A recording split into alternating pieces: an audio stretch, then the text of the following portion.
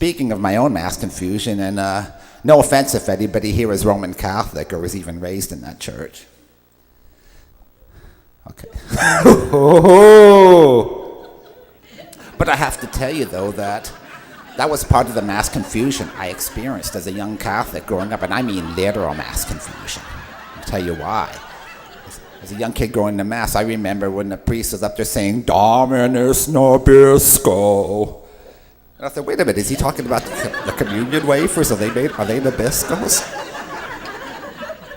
And then the rest of the Latin Mass. Oh, I can play dominoes better than you can. And I said, no, you cannot.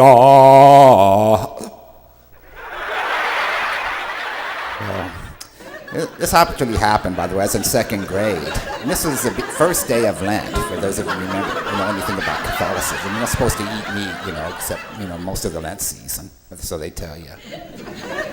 So the Mother Superior walks into the classroom and says, all of you who have meat in your sandwiches, take it out. It's the first day of Lent. Well, not come from a single home, and that was back when single families were the exception. You can talk about that in Catholic school.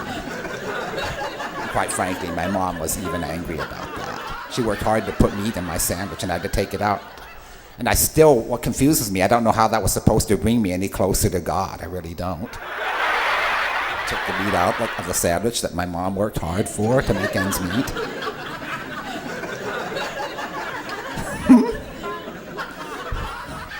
Yeah.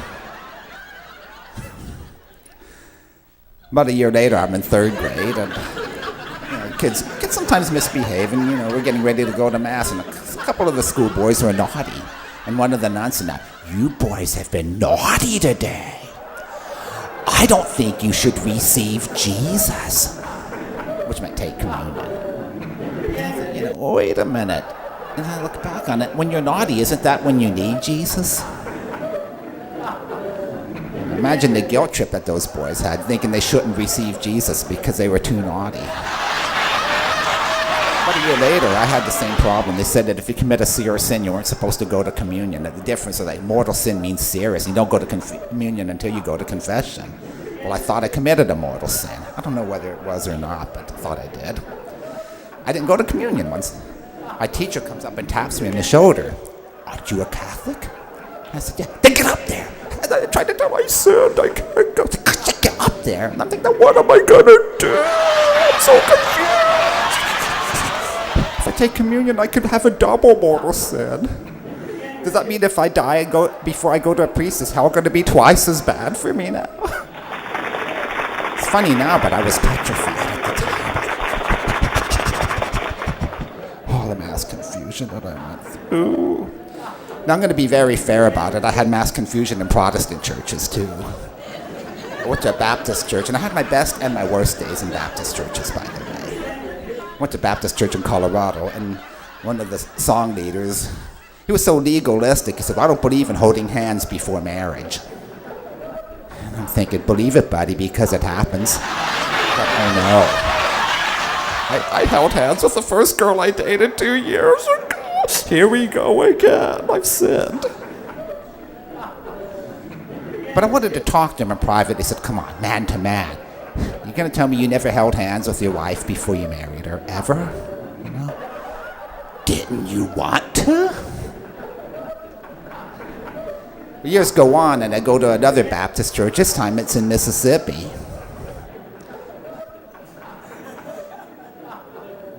Whereabouts? Stankin' Rankin. Oh, I was in Gulfport, Mississippi.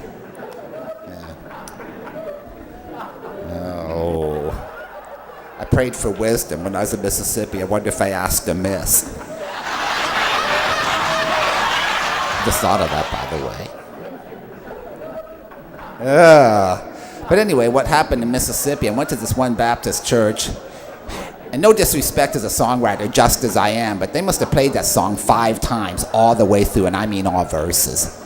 At about the 5th time, they're up there singing, just as I am without one plea. I'm thinking, when will the service be over? 'cause I'm getting hungry. I mean, I don't even remember if anybody went forward or not, got saved or whatever. I was about ready to go forward myself just so the service would end. Really, I found myself humming an old Peggy Lee song, Is That All There Is? Years go on, I go on a retreat. I go up to Cherokee, I think it was a Cherokee place up in Tennessee a few years ago, and I go into a bookstore. And I saw two books side by side. Now, near and dear to the singles that we have here, the topic dating. One book said, I Kissed Dating Goodbye. And to the right of it was, I Gave Dating a Chance. And I said to the clerk, which one should I buy? She didn't even see the humor. It just gives me this lackluster look. I'm thinking, oh, come on, don't you see the humor in it?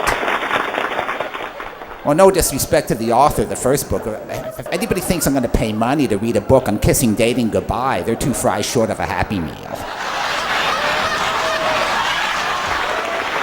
Well, now years later, sometime later, I seen another book, and the title of this book was Who Said Get Married? Stay Single. This is at a Christian bookstore. And I flipped the cover. In the back, it said the author was married with 4 children. And I had to ask, was he having his midlife crisis? I wonder if his wife even knows he wrote that book.